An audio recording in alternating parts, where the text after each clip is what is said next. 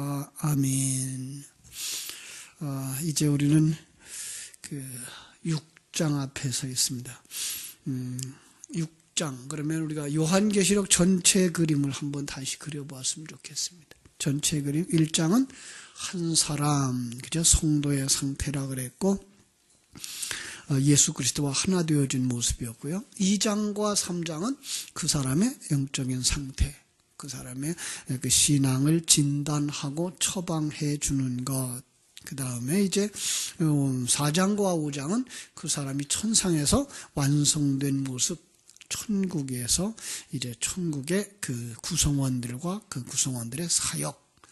이제 6장부터 18장까지는 천사 이 지상에서의 영적 전쟁. 그죠?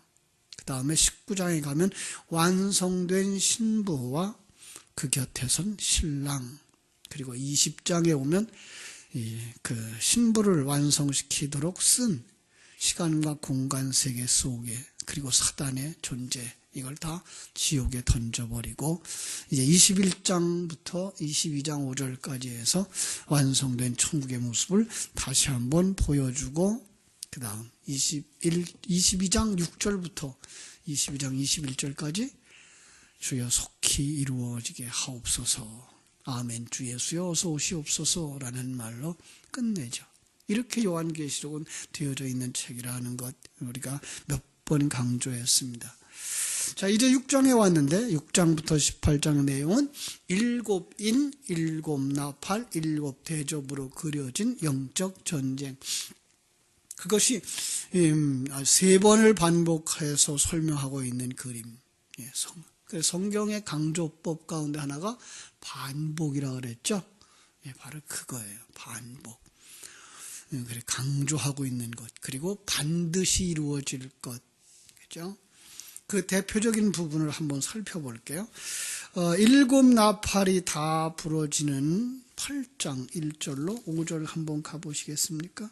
8장 1절로 5절. 거기에 다 읽지 않겠습니다. 5절만 한번 보죠. 5절에 어떤 내용들이 있나? 8장 5절. 천사가 향로를 가지고 제단에 불을 담아다가 땅에 쏟음에 우레와 음성과 번개와 지진이 나더라. 요거 기억하시고요. 그 다음에 두 번째로 7나팔이 부러질 때, 7번째 나팔이 부러질 때 11장이에요. 11장 15절부터 19절까지인데 거기도 이제 19절을 한번 볼게요. 19절에 어떤 내용들이 있는가. 이에 하늘에 있는 하나님의 성전이 열리니 성전 안에 하나님의 언약궤가 보이며 또 번개와 음성들과 우레와 지진과 큰 우박이 있더라. 똑같이 되어 있죠. 그죠? 자, 더 나가서 7대접이 쏟아지고 나는 마지막 16장에 보면 16장 17절부터 21절까지인데 18절 보죠. 번개와 음성들과 우레소리가 있고 큰 지진이 있어 얼마나 큰지 사람이 땅에 있어 온 이래로 이같이 큰 지진이 없었더라. 21절. 그 무게가 한 달란트나 되는 큰 우박이 하늘로부터 사람들에게 내리매 사람들이 그 우박의 재앙 때문에 하나님을 비방하니 큰 재앙이, 그 재앙이 심히 큼이라. 한 달란트는 보통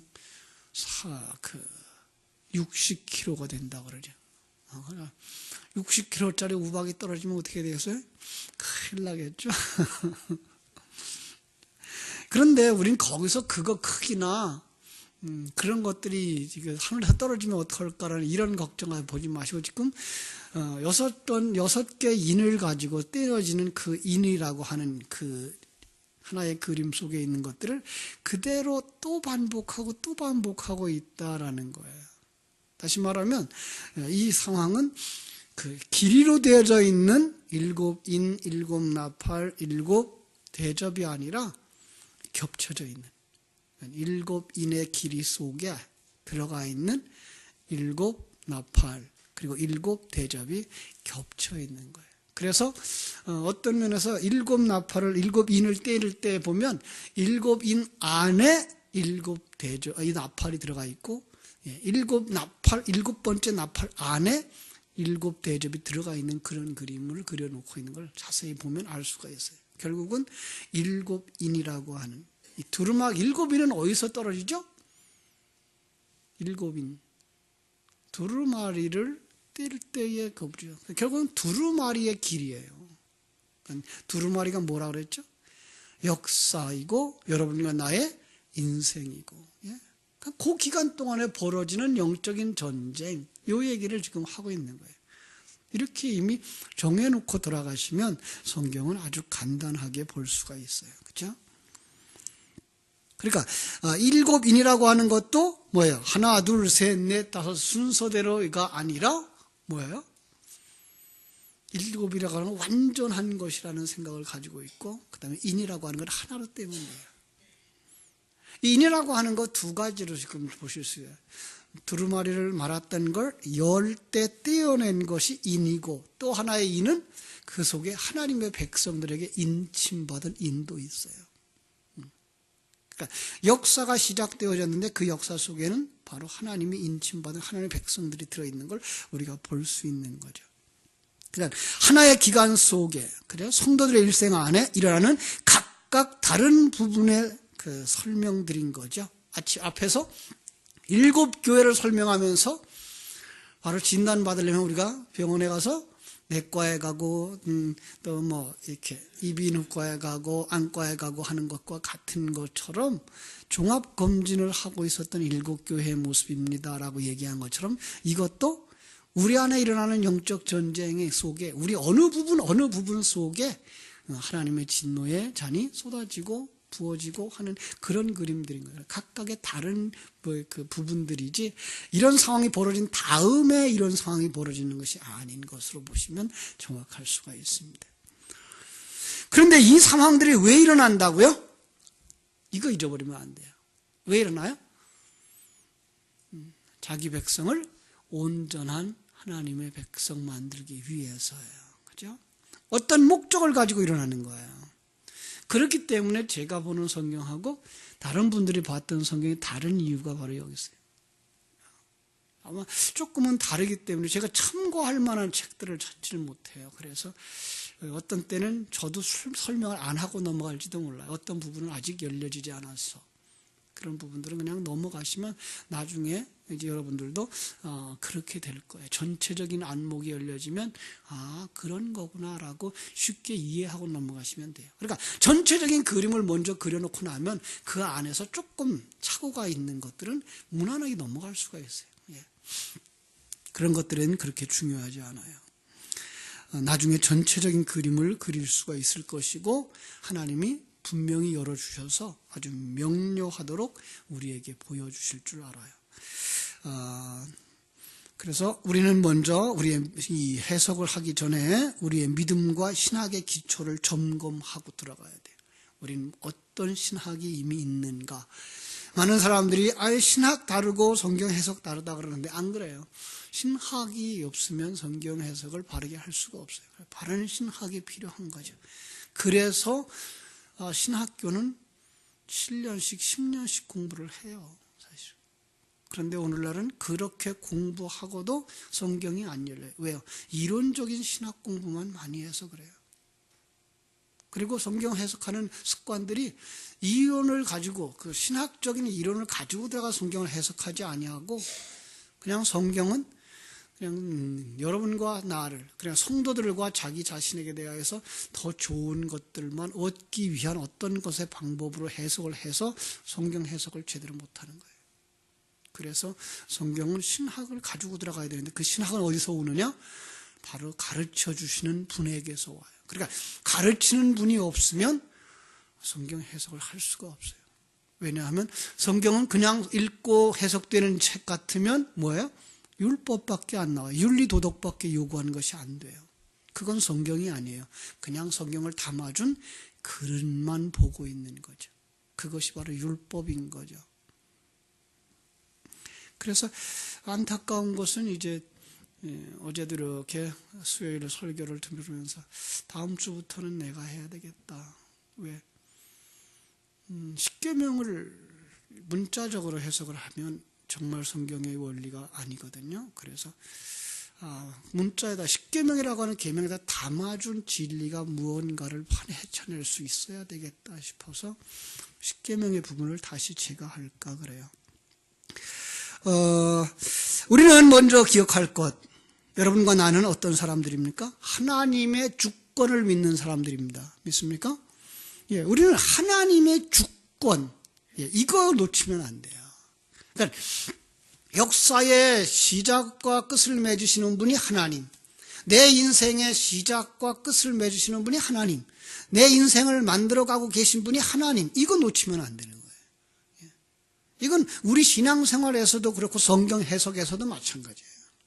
이것들을 놓치면 결코 안 돼요. 하나님이 천지와 만물, 우주를, 그리고 그 속에 나를 만드시고, 그죠?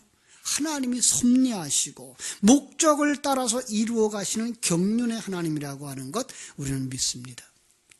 두 번째로, 구원이라고 하는 것이 하나님의 계획에 의해서 이루어졌고, 그죠? 하나님에 의해서 실행되어지며 하나님에 의해서 완성되어진다고 믿습니다. 그렇습니까? 예. 그렇다면 타락도, 물론 인간이 그 본성적인 자기가 왕 되어지고 자기가 주인 되려고 하는 것 때문에 빚어졌지만 그것도 하나님의 허용으로 시작되는 것이었습니다. 그렇습니다. 네 번째로, 타락한 그들을 구원하시려는 계획이 창세 전에 세워진 겁니다. 예. 우주를 만들기 전, 사람을 만들기 전에 하나님은 이미 예수 그리스도 안에서 이들을 구원하시려는 계획을 다 세운 거예요. 그럼 그 구원하려고 하는 계획을 세웠다고 한다는 건 뭐예요? 이미 그들이 타락할 것과 하나님을 떠날 것들도 하나님은 알고 인간을 만드실 것이라는 거죠. 물론 인간이 죄예요. 왜? 인간의 본성 때문에 그렇게 돼요. 인간이 너무 잘 만들어주셨어요. 하나님이. 하나님의 형상대로 만들었고 하나님보다 조금 못한 자로 만들었고 그 속에 하나님의 영이 들어오고 하나님의 속성이 들어오고 하나님의 능력이 들어오니까 이게 교만에 빠질 수밖에 없는 존재예요. 그런데 그러한 능력을 가지고도 온전히 순종하여 하나님과 하나 될 수 있는 인간을 만들기 위하여 하나님은 그 과정을 이미 계획하신 거라고요. 타락한 그들을 구원하시는 계획, 창세전에 포함된 것이고, 타락함으로 죽었던 그들을 살리려고 예수 그리스도의 십자가의 죽음과 부활, 나타나심, 성령으로 진리로 깨닫게 하심도 창세전 계획에 포함되어져 있는 것입니다. 자, 다섯 번째로, 타락한 인간은 사단과 하나 되어져서 거기서 가시와 엉겅퀴를 냅니다. 나쁜 나무가 되어져서 뭐예요? 나쁜 열매를 맺는 것이죠. 그 속에 여자의 후손이 들어와 사단과 여자의 후손은 원수가 되고 사단의 후손과 여자의 후손에 속한 자들도 원수가 되는 것을 우리가 압니다. 그죠? 이게 창세기 3장 15절이잖아요.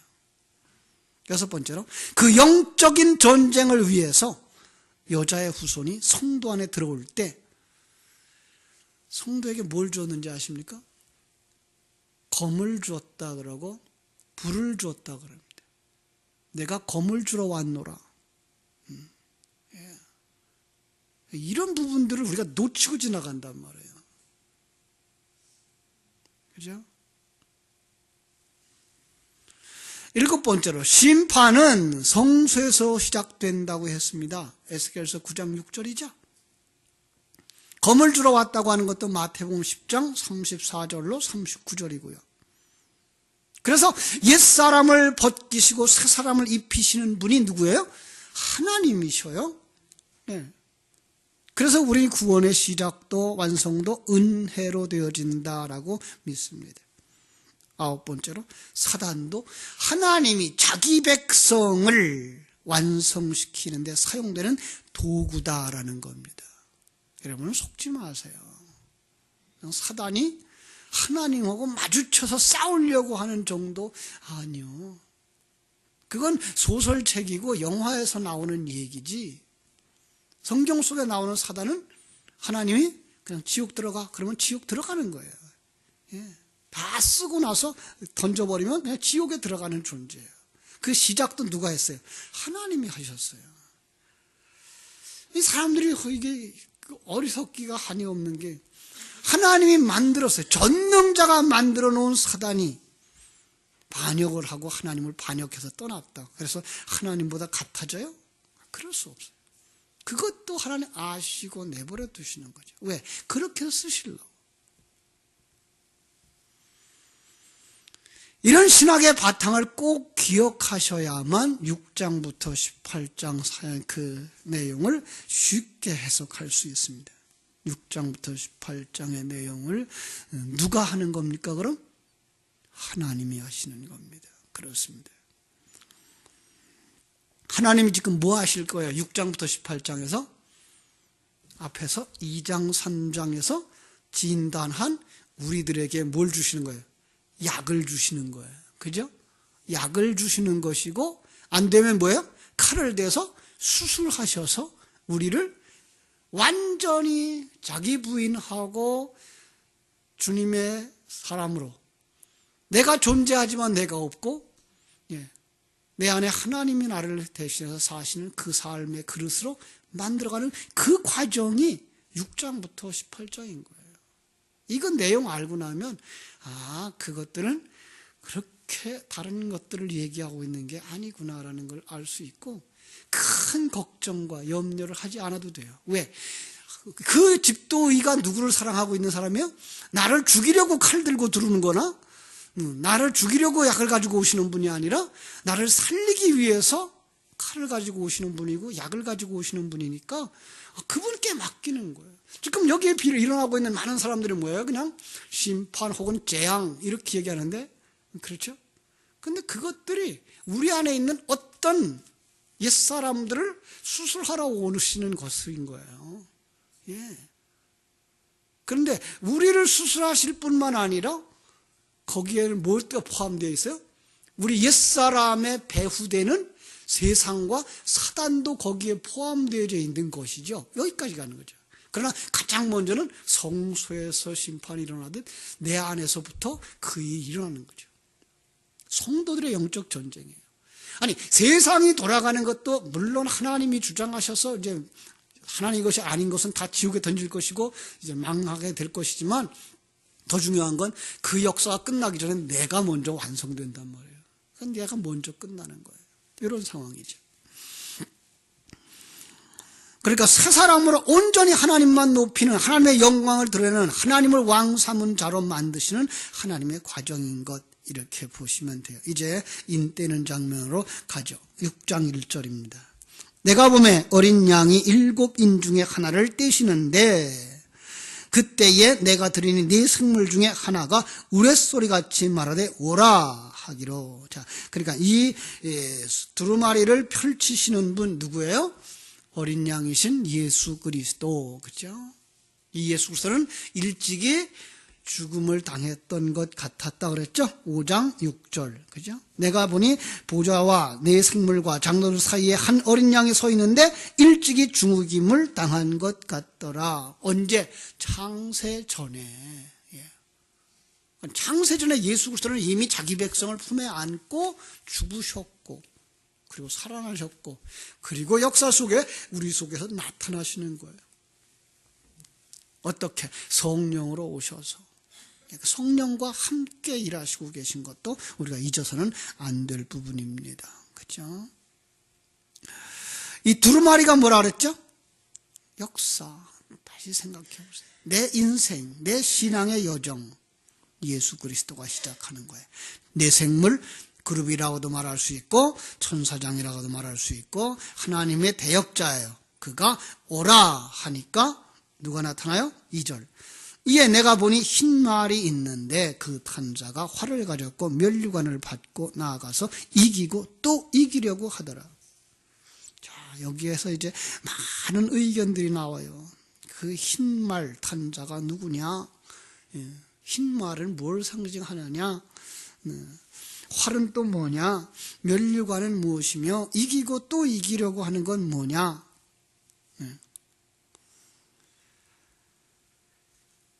많은 사람들이 그 네 개의 말, 네 필의 말, 그건 나쁜 것들이다. 그러니까 첫 번째 말도 나쁜 말이다.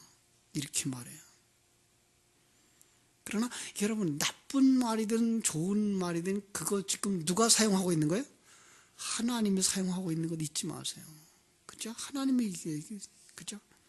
그 말, 그 사건 배후에 누가 그 일을 하고 있는지를 보시면 돼요. 아주 쉬운 예를 그래서 욥기서에서 볼게요. 한번 우리 욥기서로 가볼까요? 욥기서는 언제 쓰인 책이에요? 욥기서는 아브라함 시대에 쓰인 책이에요. 그러니까 아브라함과 동시대의 인물이에요. 아브라함은 믿음의 조상이죠? 예, 사실은 욥도 우리에게 믿음이 무엇인지를 보여주는 믿음의 조상이라고 해도 틀리지 않아요. 그런데 그렇게 말하고 있지 않아서 그렇지. 그런데 제 눈에는 이게가 너무나도 정확하게 우리들의 구원을 이야기하고 있는 부분이에요. 아브라함은 뭐 하는 사람이었죠? 아버지가 우상을 만드는 자여 우상 숭배하는 자였으면 아들은 역시 우상 숭배자. 그러나 이 아브라함의 일생을 보면서 우상 숭배자였던 그가 하나님을 경배하는 자로 만드는 과정, 이게가 믿음의 조상의 여정이고요. 그런데 욥의 얼굴을 딱 보면서 욥은 누굴까요? 욥은 율법주의자들이에요. 그래서 욥의 모습을 딱 보면서 욥이라고 하는 건 정말 믿음이 뭔지를 보여주기 위해서 율법주의자들을 은혜주의자로 만드는 모델로 쓰고 있는 거예요. 그래서 욥을 어디 사람이라고 그러죠? 1장 1절. 욥기서 1장 1절. 우스 땅에 욥이라 하는 사람이 있었는데 그래요. 여러분 생각해 보세요. 그 당시에 무슨 어디가 더 하나님의 나라고 어디가 하나님 나라 이방인이고 이렇게 구분 없었어요 아직. 그런데 불구하고 일단은 우리가 이것을 받아서 본 후대 사람들이 알 수 있도록 그는 뭐예요? 이방 사람인 거예요. 그런데 이방 사람 가운데 그는 어떤 사람이에요? 32장 1절에 보니까 욥이 자신을 의인이라고 여겼어요. 그러니까 자신이 의인이라고 여겨진 거 자칭 의인이에요. 자칭 의인이에요. 그런데 놀랍게도 그는 하나님을 경외하고 악에서 떠난 자였어요. 그래서 하나님의 인정함을 받는 자예요.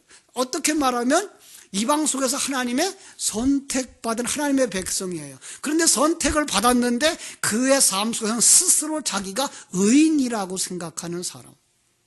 왜 그렇게 생각했을까요? 그는 하나님 앞에서 범죄하지 않는 삶을 살려고 노력했고 범죄했을까 봐 항상 번제물을 드리는 그런 제사하는 삶을 살았어요. 그래서 자기는 의로운 사람이라고 생각했고 그래서 자기는 잘 먹고 잘 사는 부자가 됐다고 생각하는 사람이 된 거죠. 그죠? 그런데 하나님이 그를 사랑합니다. 온전히 정직하여서 하나님을 떠나 경외하고 악에서 떠난 자입니다. 그에게 이 자칭 의인이라고 하는 사람 속에 그 사람 속에 뭐가 있을까요? 옛사람이 있는 거죠.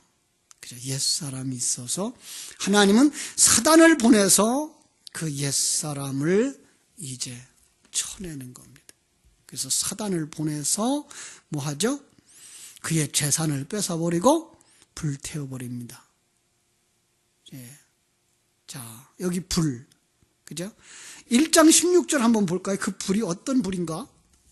놀랍게 욥기서를 보고 있습니다, 지금. 욥기서 1장 16절. 그가 아직 말하는 동안에 또 한 사람이 와서 아뢰되 하나님의 불이 하늘에서 떨어져서 양과 종들을 살라버렸나이다. 그 불이 어디서 떨어져요? 하나님의 불이라고 말하고 있어요. 결국은 그 옛사람을 부서뜨리는 하늘로부터 내려오는 불은 어디서 온 거예요? 하나님이 보내신 거예요. 예. 여기 아까 얘기했던 예수님이 우리에게 오시면 우리에게 뭘 줘요? 칼을 주러 오고, 그죠? 불을 주러 왔다라고 말하죠. 1장 19절 볼까요? 1장 19절. 또 뭐가 있나? 거친 들에서 큰 바람이 와서 집 모퉁이를 치매 그 청년들 위에 무너짐으로 그들이 죽었나이다. 여기 큰 바람이 이게 원어로 보면 루아흐예요. 루아흐, 우리 많이 들었죠? 성령의 성령. 예. 바람. 이것은 생기를 불어넣을 때에도 루아흐라고 되어 있고요. 하나님의 신이 수면 위에 운행하시느라 해도 루아흐로 되어 있어요. 성경 속에 이런 단어들이 이렇게 숨어져 있는 거예요. 동풍이 불어서 요단강을 그 홍해를 가를 때에도 그게 루아흐예요. 그러니까 하나님의 바람이에요. 네. 그것으로 끝나지 아니하고 2장 7절에 보니까 발바닥에서 정수리까지 종기가 났습니다. 예, 그의 포장된 자칭의인이 얼마나 두꺼운지 그때까지 항복하지 아니하고 포장하고 있습니다. 뭐라고 포장했을까요? 주신 자도 여호와시여, 그죠? 취하시는 자도 여호와십니다 라고 1장 21절 말하고 있는 거죠. 그 포장된 옛사람, 자기가 의롭다고 하는 사람, 이거 교회 안에도 얼마든지 있습니다. 자칭 모태신앙. 그래서 신앙생활 잘하고 있는 집사님들, 권사님들, 장로님들 가운데 목사를 포함해서 난 이렇게 하고 있으니까 나는 거룩한 자야. 그러면서 그 포장된 모습 가지고 깨끗하게 사는 것 같이 그걸 갖다 예수님 뭐라 그래? 이 회칠한 무덤이라고 말하는 거예요. 외형적으로는 나무의 앞에 전혀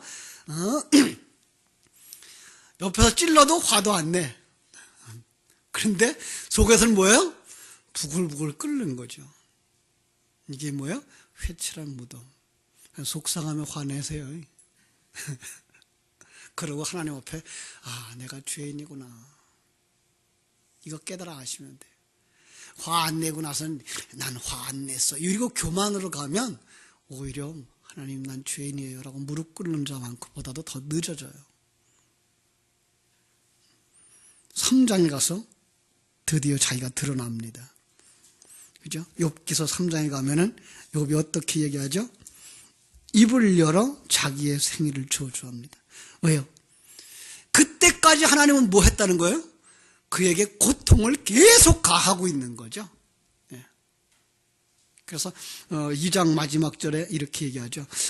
밤낮 7일 동안 그와 함께 땅에 앉았으나 욥의 고통이 심함을 보므로 그에게 한마디도 말하는 자가 없었다.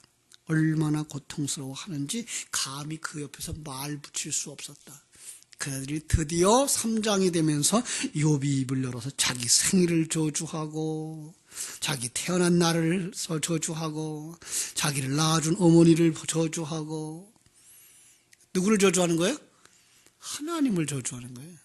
날의 주인 되어지고 어머니의 배후에 어머니를 통해 나를 낳게 해주신 그 하나님을 저주하는 거예요. 왜 그렇게 돼요? 자기가 죄인인 걸 드러내시는 거예요, 하나님이. 그러고도 4장부터 37장까지 계속해서 욥은 자기가 잘났다고 변론을 해요. 자기는 죄 없다라고 변론을 해요. 예, 죄 없었어요. 세상의 눈으로 보면 그는 죄 없었어요. 그런데 그 죄 없다라고 포장되어진 그게 죄인이었다니까요. 예. 그게 이 세상에서 깨끗하게 살고 바르게 살고 의롭게 살아가고 있다고 생각한 유대인들이었다니까요. 하나님은 그거를 잘라내는 거예요.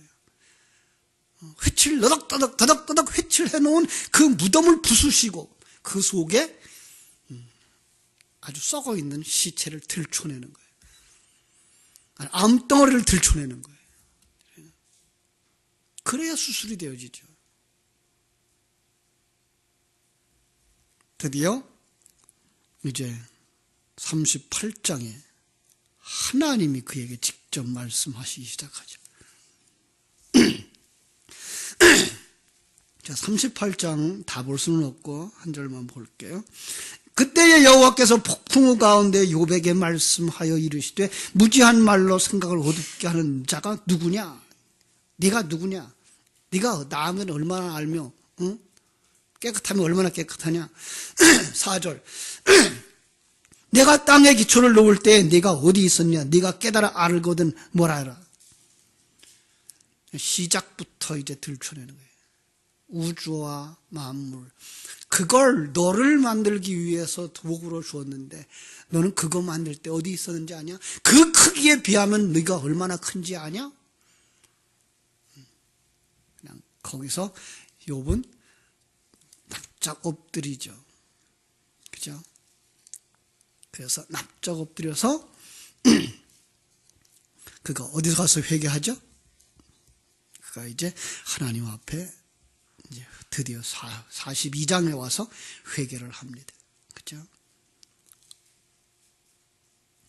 42장 1절부터 몇 절 볼게요. 욥이 여호와께 대답하여 이르되 그 38장부터 39장, 40장, 41장을 하나님이 그에게 쏟아 부은 거예요. 말씀으로. 그러니까 욥이 그때에서야 뭐예요?